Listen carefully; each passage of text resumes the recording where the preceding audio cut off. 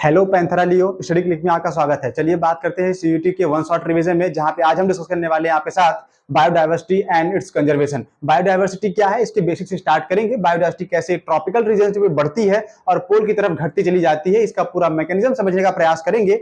इसके next part में, जो कि पार्ट 1 के बाद पार्ट 2 जब लेकर हम आपके सामने आएंगे, वहां पे हम बताएंगे बायोडायवर्सिटी का खतरा किससे है, जहां पे बहुत सारे सवाल आए हुए हैं आपके सीयूटी वाले पोर्शन में और नीट के साथ में। ठीक है, चलिए स्टार्ट करते हैं आज इस कंजर्वेशन के सेगमेंट में पहला इंट्रोडक्शन का पार्ट। इंट्रोडक्शन में सबसे पहले हम शुरू करने वाले हैं कि बायोडायवर्सिटी क्या है। बायोडायवर्सिटी को अगर आप मेजर करने जा रहे हैं तो यहाँ पे आज हम बात करेंगे बायोडायवर्सिटी को बहुत सारे छोटे छोटे पॉइंट्स के बेसिस पर। शुरुआत जहां पे इसकी होगी, अगर आपको कहानियां याद हैं, कहानियां वो वाली जहां पे हमने आपको सुनाया हुआ था, कैसे सेल से कहानी स्टार्ट की गई थी। सेल से हमने स्टार्ट किया था, सेल के बाद हम आए थे टिश्यूज पर, टिश्यू के बाद आप आए थे टिश्यू सिस्टम पर, या टिश्यू के बाद आप आए थे ऑर्गन पे, फिर हम यहां से आए थे ऑर्गन सिस्टम पर। ऑर्गन सिस्टम के बाद जब ये कहानी आगे बढ़ती है तो इंडिविजुअल तक आती है। ठीक है, इंडिविजुअल के बाद वाली जो कहानी आगे बढ़ी है हम वहां पे आपको लेके चल रहे हैं। चलिए बढ़ जाते हैं आगे की तरफ। इंडिविजुअल के बाद आपका आता है पॉपुलेशन, पॉपुलेशन से फिर आप आते हैं कम्युनिटी पर, और कम्युनिटी के बाद हम ग्रो करेंगे कहां पे, इकोसिस्टम की तरफ। इकोसिस्टम के बाद अगर आप जाएंगे तो लैंडस्केप आ सकता है। लैंडस्केप के बाद जो आएगा आपका बायोस्फीयर। ठीक है, तो ये जो लैंडस्केप बायोस्फीयर वाला पार्ट आ रहा है, जहां पे हर जगह पे हम आपको स्पीशीज का नंबर दिखाने वाले हैं, वहां पे हम बताएंगे कि रिचनेस जो है वो बढ़ कैसे रही है। इंडिविजुअल जिसे एक स्पीशीज भी कहा जाता है, तो हम उससे शुरू कर रहे हैं। बायोडायवर्सिटी क्या है? It is the diversity of biological organism ranging from cellular micromolecule to the biomes. यहां पे एक सेगमेंट बायोम का गायब है। ठीक है, तो बायोम तक के जब हम पार्ट को कंसीडर करेंगे तो इसको हम लोग क्या बोलेंगे, बायोडायवर्सिटी बोलेंगे। बायोडायवर्सिटी जो टर्म आया था सबसे पहले एडवर्ड विल्सन ने इसको इंट्रोड्यूस किया हुआ था, यूज किया है, पास्टुलेट किया हुआ है। तो postulated by term biodiversity Edward Wilson. Biodiversity कितने लेवल की हो सकती है? बायोडायवर्सिटी के बहुत सारे लेवल्स हैं, जैसे genetic level, genetic diversity, species diversity या इकोलॉजिकल डायवर्सिटी। इसके अलावा alpha diversity, beta diversity, gamma diversity भी होती है। इसके बारे में हम बाद में बात करेंगे, जो कि अभी एनसीईआरटी रिकॉर्डिंग नहीं है। तो जेनेटिक डायवर्सिटी क्या है? जेनेटिक डायवर्सिटी को हम लोग कंसीडर कर रहे हैं यहाँ पे, जिसमें बाय ए सिंगल स्पीशीज, जहां पे हम वेरिएशन देख रहे हैं किसी एक स्पीशीज के अंदर। जैसे अगर हम ह्यूमन है तो ह्यूमन की एक सिंगल स्पीशीज, जितने भी पॉपुलेशन होगी, जितने भी नंबर है हमारे, हम सबके बीच में डायवर्सिटी है। हम स्पीशीज के लेवल पे सिमिलर हैं, होमो सैपियंस है, सैपियंस है, लेकिन सैपियंस के लेवल पे क्या हमारे अंदर डायवर्सिटी नहीं है? आंखों का कलर, बालों का कलर, स्किन का कलर, हाइट से लेकर सब कुछ क्या है, चेंज होता है, अलग अलग होता है। तो एट जेनेटिक लेवल, यानी हम ये कह सकते हैं कि हम स्पीशीज लेवल पे सिमिलर हैं, लेकिन हम अलग हैं जेनेटिक लेवल पे, यानी हमारे जेनेटिक कंपोजिशन क्या है, सबका अलग अलग है। एग्जाम्पल तौर पे यहाँ पे ले रहे हैं, एक प्लांट है जिसका नाम है राउल्फिया वोमेटेरिया। राउल्फिया वोमेटेरिया राउल्फिया सर्पेंटाइना का छोटा भाई है, जो हिमालय पे पाया जाता है, जो कि अपने आप में जेनेटिक वेरिएशन को शो करता है। किसके सेंस में? पोटेंसी के बेस पे और कंसंट्रेशन ऑफ केमिकल। जो ये केमिकल राउल्फिया वोमेटेरिया, राउल्फिया सर्पेंटाइना, ये जो केमिकल रिलीज करते हैं, इस केमिकल का नाम है रिजरपाइन। रिजरपाइन जो कि मेडिसिनल प्रॉपर्टी के साथ आता है, इसकी पोटेंसी और इसका कंसंट्रेशन जो होता है केमिकल का, उसके बेसिस पे ये वेरिएशन शो कर रहा है। मतलब अगर आपको लग रहा है कि राउल्फिया वोमेटेरिया का प्लांट आप कंज्यूम कर लेंगे आपको कुछ नहीं होगा, तो मान सकता हूं नहीं हो सकता, लेकिन हो सकता है कि अगला वाला प्लांट जो राउल्फिया वोमेटेरिया का है या सर्पेंटाइना का आपने कंज्यूम किया तो आप बीमार पड़ जाएं या बहुत ज्यादा नशे वाली हालत में आ जाएं। क्यों? क्योंकि जेनेटिक डायवर्सिटी उसके अंदर है। हो सकता है जो आपने कंज्यूम किया फर्स्ट टाइम आपको कुछ नहीं हुआ, उसके पास जो है कम था, कंसंट्रेशन और पोटेंसी कम थी, लेकिन जो दूसरा वाला आपने कंज्यूम किया उसके पास क्या था, पोटेंसी और कंसंट्रेशन ज्यादा था, तो आपको ये झुला सकता है। वहीं पे इंडिया, अगर दूसरे एग्जांपल की बात करें तो India has more than 50,000 strains of the rice. 50,000 से ज्यादा राइस की स्ट्रेन है, यानी अगर अपने जीवन में आप एक दिन में कम से कम दो स्ट्रेन यूज करते हैं राइस का खाने में। जैसे बासमती एक स्ट्रेन हो गया, मंसूरिया एक स्ट्रेन हो गया, ऐसे बहुत सारी स्पीसीज हैं। तो अगर आप उस स्ट्रेन को फीड करते हैं एक दिन में दो, तो जरा कैलकुलेट कर लीजिएगा मैथमेटिक्स वाले कि 50,000 स्ट्रेन को कंज्यूम करने में कितने साल लगेंगे। वैसे ही सच एज एग्जांपल और है 1000 वैरायटी ऑफ द मैंगो। अगर आप मैंगो का सीजन चल भी रहा है, मैंगो के सीजन में आपने बहुत सारे नाम सुने, लंगड़ा, दशहरी, चौसा, हापुस, है ना?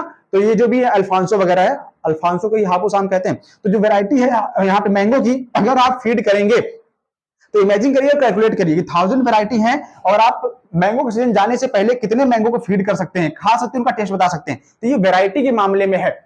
लेकिन अगर स्पीशीज की डायवर्सिटी की बात करें, जहां पे हमें सीधा सीधा स्पीशीज के लेवल पे ही बात कर लेनी है, डायवर्सिटी एट स्पीशीज लेवल, अगर आपको याद हो तो इंडिया में 4 हॉटस्पॉट जोन है। हॉटस्पॉट जोन का मतलब है जहां पे स्पीशीज रिचनेस ज्यादा पाई जाती है, बायोडायवर्सिटी ज्यादा होती है। वो 4 हो सकते हैं, कौन कौन से? ईस्टर्न घाट, वेस्टर्न घाट, और इसके बाद हिमालयन वाली बेल्ट, 4 हैं, चारों में कंसीडर करिएगा। यहाँ पे हम कैलकुलेट जो करने वाले हैं वो है वेस्टर्न को और ईस्टर्न को। वेस्टर्न घाट पे मोर एम्फीबियन स्पीसीज पाई जाती हैं, जबकि ईस्टर्न घाट पर अगर आप आएंगे तो आपको ईस्टर्न घाट पे एम्फीबियन का जो स्पीसीज है वो नंबर जो है वो कम मिलेगा। तो ये भी तो बता रहा है कि स्पीसीज डाइवर्सिटी भी एक ही जगह है, एक ही कंट्री में आपको अलग अलग देखने को मिल सकती है। अगर इकोलॉजिकल डाइवर्सिटी देखें तो India is a great country of diversity, not on the basis of only species level, ecological level, even community and religious basis पे भी जो है क्या है, ये बहुत सारी डाइवर्सिटी शो करता है। डाइवर्सिटी जो है यहाँ पे इकोसिस्टम लेवल की बात करें तो इंडिया एकमात्र ऐसी कंट्री होगी जहां पे आपको बहुत सारी डाइवर्सिटी देखने को मिलेगी इकोलॉजी के सेंस में। जैसे हमारे यहाँ डेजर्ट भी है, रेन फॉरेस्ट भी है, मैंग्रोव्स भी है, कोरल रीफ भी आपको मिलेंगे, अल्पाइन मीडोज भी मिलेंगे, एस्चुरीज भी मिल जाएगी और वेटलैंड्स भी मिल जाएंगे। इतना कहीं और मिल जाए तो बताइएगा हमको, ठीक है, एग्जाम्पल। लेकिन what about the number of species on the earth, species का नंबर कितना है हमारे इसी अर्थ पे, हम इसके बारे में बात कर रहे हैं। देख लीजिए यहाँ पे एक संस्था जिसका नाम है IUCN, international union for conservation of nature. Nature को बचाने का, कंजर्व करने का जो ठेका ले रखा हुआ है वो किसने लिया है, IUCN ले लिया है।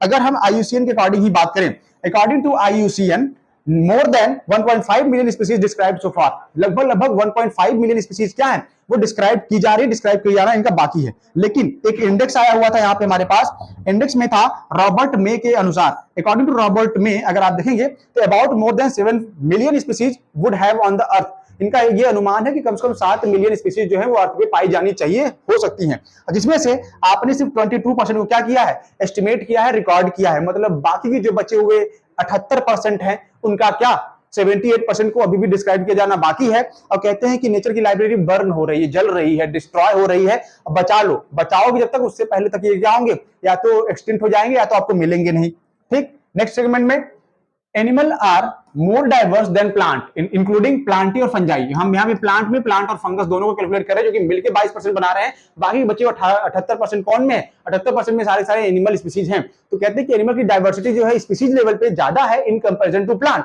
वहीं पे अगर इंसेक्ट को देखें, अगर एनिमल में, सिर्फ एनिमल में हम इंसेक्ट को देखें, phylum arthropoda is the largest phylum of the animal kingdom, और उसमें class insecta is the largest class of the animal kingdom. पूरे एनिमल किंगडम में सबसे बड़ी क्लास कौन सी है, इंसेक्टा की है, जो कि यार मोर रिच स्पीसीज है, ज्यादा स्पीसीज पाए जाते हैं। कितना, 70% of the total animal species, जिसमें से आप ये कह सकते हैं कि हर 10वें एनिमल में से 7 एनिमल क्या है, इंसेक्ट्स हैं। यानी आप 10 एनिमल को रैंडमली पकड़ लीजिए, उसमें से 7 एनिमल क्या निकलेंगे, वो इंसेक्ट निकलेंगे। यहाँ पे नोट देने वाली बात यह है, ध्यान देने वाली बात यह है, India has only 2.4% of the world's land area. पूरे विश्व का केवल और केवल 2.4% लैंड हमारे पास है, लेकिन उसी वर्ल्ड का जिसका 2.4% जमीन हमारे पास है, हम उसमें 8.1% स्पीशीज डाइवर्सिटी को अपने पास रख रहे हैं। यानी स्पीशीज रिचनेस हमारे पास 8.1% है, और इंडिया को हम कंसीडर करते हैं one of the 12 mega diversity countries, यानी 12 मेगा डाइवर्सिटी कंट्रीज जहां हैं उसमें से एक नाम इंडिया का भी है। कहां पे है, क्यों है, ये आप बताइएगा। कुछ बायोलॉजिस्ट जो है ये श्योर नहीं है, किसके बेसिस पे श्योर नहीं है, यहाँ पे biologist are not sure about total number of the prokaryote, कि टोटल नंबर ऑफ प्रोकैरियोट कितने हैं, कहां पे हैं। क्यों श्योर नहीं है ये श्योरिटी यहाँ पे इसलिए नहीं है क्योंकि कन्वेंशनल जो टैक्सोनॉमिक मेथड बनाया गया था वो इनके आइडेंटिफिकेशन के लिए, किसके, माइक्रोबियल आइडेंटिफिकेशन के लिए वो अभी तक फिट नहीं बैठा है। अगर हम लैब में बात करें तो लैब में भी हम इनको कल्चर मीडियम प्रोवाइड नहीं कर पा रहे हैं, इसलिए प्रोकैरियोटिक्स क्या है, ये अभी भी जो है मिस्ट्री बने हुए हैं, किसके लिए, बायोलॉजिस्ट के लिए।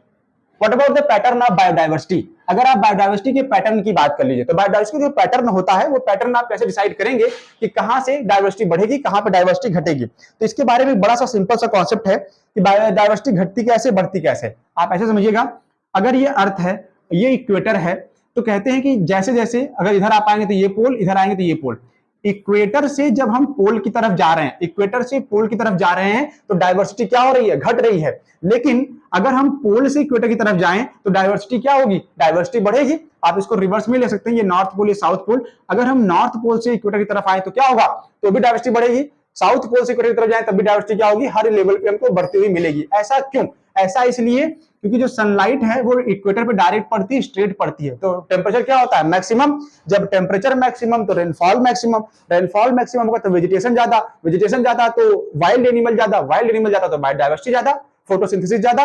तो इस सेंस में प्रोडक्टिविटी जहां ज्यादा होती है एनिमल वहां पे पाए जाते हैं, इसलिए बायोडाइवर्सिटी यहाँ पे क्या है, ज्यादा है।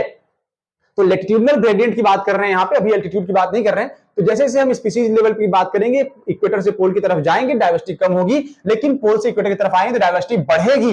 एग्जाम्पल हम आपको यहाँ पे दे रहे हैं, number of bird species in different latitude. Different latitude पे जो आपका यहाँ पे है, आप बर्ड का स्पीसीज देख सकते हैं। कोलंबिया जो कि एक कंट्री है और ये आता है near the tropics region, tropical region के आसपास आता है। यहाँ पे मोर देन 1400 स्पीसीज पाई जाती है, जबकि इंडिया में जो कि ट्रॉपिक से थोड़ा सा ऊपर होता है आप कह सकते हैं, तो वहां पे मोर देन 1200 स्पीसीज है। जैसे जैसे हम ऊपर जा रहे हैं आप क्या देखेंगे, आप ये देखेंगे नंबर ऑफ जो स्पीसीज है बर्ड का वो हर ट्रॉपिक लेवल पे कम होता जा रहा है।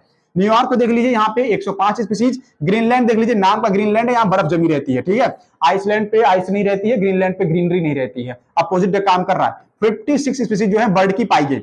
यहाँ पे मेन पॉइंट ये है कि tropical forest like region like Ecuador एक कंट्री है, has up to 10 time vascular plant, 10 गुना ज्यादा वेस्कुलर प्लांट पाए जाते हैं क्योंकि ट्रॉपिक पे आता है, as compare to the temperate forest. Temperate forest जैसे ये आता है आपका ट्रॉपिकल, ये टेम्परेट, ये डेसिडुअस, अल्पाइन, टुंड्रा, टैगा, ऐसे करते हुए ये सीक्वेंस में ऊपर बढ़ेगा। तो यहाँ पे क्या है, as compare to the temperate forest आप देखेंगे कि यहाँ पे ट्रॉपिक रीजन पे 10 टाइम यानी इक्वाडोर में ज्यादा है। क्यों? वेस्कुलर प्लांट ज्यादा है भाई, क्योंकि सनलाइट ज्यादा पड़ रही है तो यहाँ पे जाइलम और फ्लोएम यानी ट्रैक्रिय एलिमेंट्स जो है ज्यादा डेवलप करेंगे। तो मिडवेस्ट ऑफ द यूएसए के कंपैरिजन में हमको वहां पे वो स्पीसीज ज्यादा पाई जाएंगी। एक लास्ट पॉइंट यहाँ पे आपके लिए, what about the tropical Amazonian rain forest. नाम सुना होगा ट्रॉपिकल अमेजोनियन रेन फॉरेस्ट का, जिनको हम लोग रेन फॉरेस्ट अमेजन के नाम से जानते हैं, जो कि साउथ अमेरिका का पार्ट है। साउथ अमेरिका में ये आता है। यहाँ पे ग्रेटेस्ट बायोडाइवर्सिटी देखने को मिलती है, सबसे ज्यादा बायोडाइवर्सिटी अगर कहीं पे है तो वो यहीं पे है, इसके अलावा और कहीं अभी तक रिपोर्टेड नहीं है। क्यों ज्यादा है? यहाँ पे more than 40,000 species of plant आपको देखने को मिल जाएंगे, 3000 स्पीसीज ऑफ फिशेज मिल जाएंगी, 1300 species of bird and 427 species of the mammal, along with 427 species of amphibia, 378 species of reptile and more than 1,25,000 species of invertebrate। Invertebrate का number ज्यादा है, लेकिन उसके बाद भी डायवर्सिटी सबसे ज्यादा है कहां पे? साउथ अमेरिका में, यानी अमेजन के जंगल में। हम उन्हीं फॉरेस्ट की बात कर रहे हैं, अमेजन के फॉरेस्ट की, ठीक है। Amazonian forest, Amazonian rain forest के नाम से ये जाना जाता है और ये आता है साउथ अमेरिका वाले ब्लॉक पे। What about the biodiversity richness? Biodiversity का मतलब होता है स्पीसीज रिचनेस की बात कर रहे हैं, ये हाईएस्ट होती है हमेशा से ट्रॉपिक रीजन पे। क्यों ज्यादा है भाई? ज्यादा इसलिए है कि यहाँ पे इवोल्यूशनरी टाइम ज्यादा मिला है, इनको इवोल्यूशन का टाइम ज्यादा मिला है, टेम्परेचर ज्यादा मिला है, तो ये डाइवर्स भी ज्यादा होंगे। इसके अलावा यहाँ का जो इन्वायरमेंट रहा है वो कांस्टेंट रहा है। कांस्टेंट मतलब लगातार एक जैसा बना रहा, कोई फ्लक्चुएशन ज्यादा नहीं देखने मिला। यानी आप ये भी कह सकते हैं कि ये लेस सीजनल रहे हैं। लेस सीजनल है तो भी एक्सटिंक्शन के चांसेस कम है और इवोल्यूशन के चांसेस ज्यादा है। नेक्स्ट, रिसीव मोर सोलर एनर्जी, तो सोलर एनर्जी ये ज्यादा रिसीव करते हैं, क्योंकि मैंने पहले बताया था आपको, अगर ये इक्वेटर वाला पार्ट है तो यहाँ पे सनलाइट क्या होती है? डायरेक्ट पड़ती है। हालांकि 23.5 डिग्री जो है ये झुका हुआ है, उसकी बात अलग है, ठीक है। तो जब सनलाइट ज्यादा पड़ेगी, स्ट्रेट पड़ेगी, तो बायोडाइवर्सिटी क्या होगी? ज्यादा होती है। इसका मतलब है सनलाइट की वजह से ग्रेटर प्रोडक्टिविटी हुआ। आप इसको दूसरे सेंस में भी समझ सकते थे कि सनलाइट ज्यादा पड़ेगी, तो फोटोसिंथेसिस ज्यादा पड़ेगा तो वेजिटेशन ज्यादा, तो यहाँ पे क्या हो जाएगा? वाइल्ड लाइफ ज्यादा। तो वाइल्ड लाइफ ज्यादा तो हम लास्ट में क्या बोलेंगे? Biodiversity maximum. तो ये पार्ट आपके लिए आएंगे। और ये लास्ट सेगमेंट, अगर आप प्रिपरेशन कर रहे हैं यहाँ पे सीयूईटी की, नीट की, या प्रीवियस ईयर के क्वेश्चन को सॉल्व करना चाहते हैं नीट का, तो आप हमारे साथ जुड़ सकते हैं हमारे चैनल पे, जिसका नाम है स्टडी क्लिक और study click India. Study click आपको मिल जाएगा यूट्यूब पे, और साथ ही साथ में स्टडी क्लिक इंडिया आपको मिलेगी इंस्टाग्राम पे, जहां पे आप पीवाईक्यूज नीट का कैप्सूल की प्रिपरेशन कर सकते हैं। और साथ ही साथ में जो प्रीवियस ईयर के क्वेश्चंस आए हुए हैं नीट के, अपलोडेड हैं, रिड्यूस सिलेबस के अकॉर्डिंग है या सिलेबस रिड्यूस नहीं हुआ उसके अकॉर्डिंग है, सारी कंट्रोवर्सी आप वहां पे सॉल्व कर सकते हैं। स्टडी क्लिक इंडिया जहां पे क्वेश्चन आपको मिलेंगे, पीवाईक्यूज मिलेंगे, आपको प्रीवियस ईयर के क्वेश्चंस मिल सकते हैं, साथ में प्रैक्टिस क्वेश्चंस भी मिलेंगे, डीपीपी के बेसिस पे डेली मिल जाते हैं आपको यहाँ पे। ये दोनों जगह पे अवेलेबल है, ये इंस्टा पे भी आपको मिल जाएगा और ये आपको यूट्यूब पे भी मिल जाएगा। तो बिल्कुल सच है, सर्च करिएगा @ करके स्टडी क्लिक, जिसमें एस और सी कैपिटल होगा। स्टडी क्लिक इंडिया में भी एस कैपिटल, सी कैपिटल और आई कैपिटल, विदाउट एनी स्पेस। तो आज के लिए इस लेक्चर में इतना ही। हम लोग फिर से मिलेंगे आपको नेक्स्ट टॉपिक पे नेक्स्ट डे। तब तक के लिए हमारे साथ स्टडी क्लिक में जुड़े रहने के लिए थैंक यू।